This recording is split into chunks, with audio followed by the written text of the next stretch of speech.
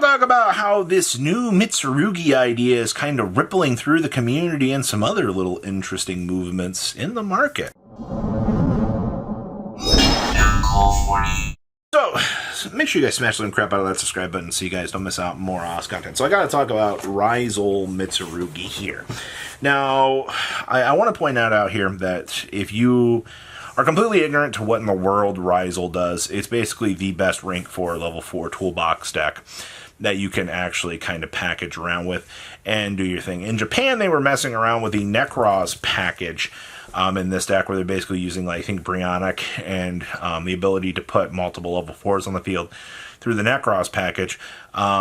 Leo, I think, did a fantastic little profile showing off some of the engines that you could use from that package to be able to do that. So that's why I'm prefacing with that knowledge here as we look at the Rizal Mitsurugi concept or idea out here. Now, the other thing you got to remember with the Rizal and the Mitsurugi stuff is Rizal is going to lock you into level 4 rank, or was it rank 4 from the extra deck, which, okay, sure, I'm not too worried about that. We can ritual summon and do all the cool little lines of play that we need to do here. Now, why does this seem like an interesting idea that's worth considering out here? Well, come to find out, the two Mitsurugi main deck monsters are level 4s. And straight off the bat, that's some great synergy for everybody out here, because then that just ensures that we're going to be able to kind of turbo and set up the pieces and do our thing. Now, the other cool, unique thing that the Mitsurugi stuff has going for them is you can just ritual summon from the deck. And that's one really cool thing that I've loved about this idea is you're able to just get immediate access to pretty much all these little lines of play through the searchers, and then you get this stupid 3200 attack point monster that like a free board wipe, and it can revive itself, which is insane to think about. So then, you know, the rest of the deck just kind of comes down to, okay, so we got level 4s in here that we can actually access and use. We can actually use chain blocking aspects of these to ensure that, you know, the Mitsurugi stuff can kind of resolve. But then on the same idea and premise here, we can also use these to access Duo Drive, do all of this. So ritual line to go second. So then what's the proper idea here with this? Do we focus more on the board breaker side of things in here? Or do we go with more of the hand trap stuff? I've seen more of a discussion for the board breaker stuff. I'm gonna be honest with you. I've heard a little bit of talk about this deck. I've seen a little bit of discussion about it, not too much though. It was just kind of like one of those concepts. You're like, oh yeah, you know, it's the same thing. You know, level 4s, you get a little bit of extra gas in the tank, you know, the Mitsurugi stuff, but I didn't really consider it much of a real idea. And then fairly recently, a few more people have been starting to go, hey, you know, like, Robbie, this is an idea that you actually should look at and consider. So that's why I was bringing it up today, because, you know, as soon as I learned about it, started talking about it with more people, and I was like, okay, this is worth bringing up into a discussion to put the spotlight on the Mitsurugi cards so that people are aware of this. So, you know, if you wanted to pick up the Mitsurugi cards, once again, you know, discount code MCO40, save you on your purchase over on Kongs and Gamer's Choice out here for wanting to pick this up. Seems like one of those opportunities to do so. But once again, I mean, time will tell if this package is going to take off. Judging by how things are kind of looking right now, though, I would not be surprised to see this, you know, not be a success. Even if it just gets 1 to 2 tops, I mean, that's still more than some of the other variations and things have really gotten. So I like that. I like that we're seeing innovation out here with this. And also, you know, Twins of the Eclipse are going to be contributing to a crap ton of this for King of the Feral Imps loops. Can't wait for that one. Next up is Spellbound. Oh boy. You got to be kidding me out here. So I recently found out that Spellbounds have actually started to go up in price. And, you know, I don't know why people are so excited about Spellbound. I understand that it's a not once per turn, but it only currently affects the monsters on the field at the time of activation. So that kind of puts a little bit of a damper on certain ideas and things, in my opinion, that would really, that I'd want to consider playing this. It's a quick play, so, you know, I can't really thrust for this. And most of the time, I can't imagine wanting to slot this in over something like the thrust interactions and the extra traps that I can play with, because the thrust interactions just feel massively better.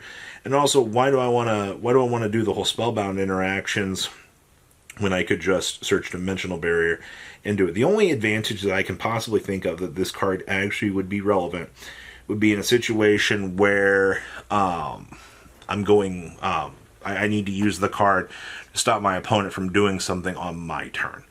That would be it that I could think of right now. And your interactions are very limited in that idea of what you're able to do with that. So, you know, that's very telling of this. I think it's an interesting idea, but I'm not gonna rush out on the competitive sense and, you know, be like, yeah, this is what we need to be doing, because I don't personally believe in this card like at all. But to those that are picking it up and you do believe in it, it is one more option, I guess, if you need 6 Dimensional Barriers, or if Dimensional Barrier just happens to go away.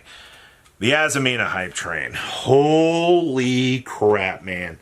Dia Bellstar back down to 7 listings. Regina, I think, was at, it's gone up from $20 up to like $35. You've got Ascent and a Stellar kind of cruise controlling where they've been. Nothing really too major on that front. But the White Forest shit is going terminal again. And it's mainly in the department of the one-ups out here. You know, Mo Regina, which was the Wanted Searcher, has also been kind of rippling up in price right now. So first of all, the hype train that is going on with the White Forest stuff in general is very, very crazy to me. I genuinely am, like, surprised.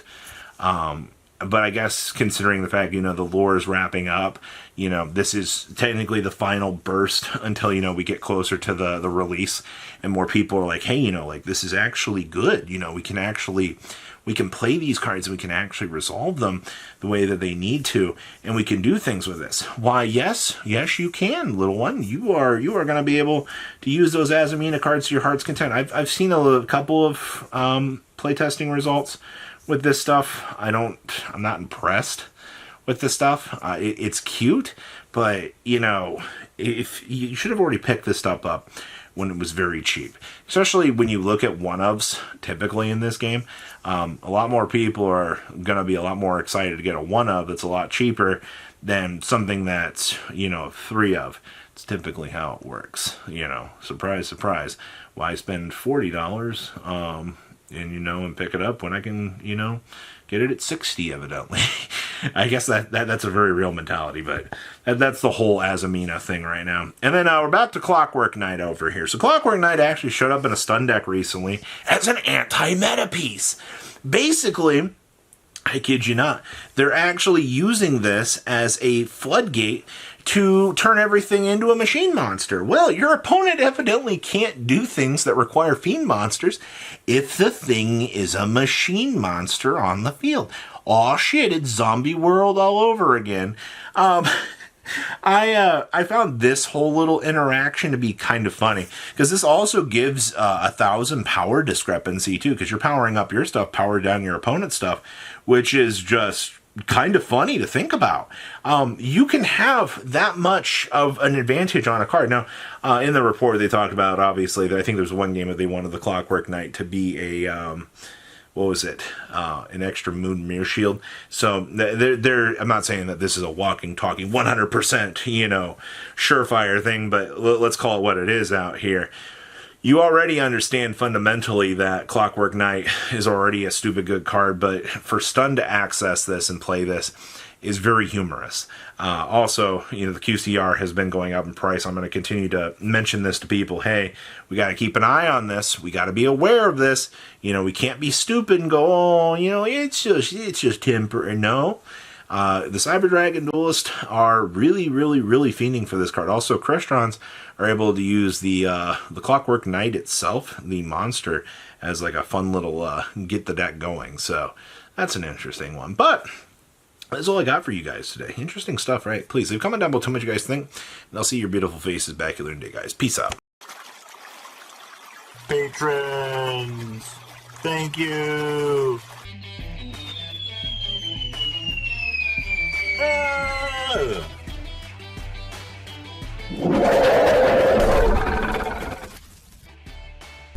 Thank you so much for watching. Check out these other videos.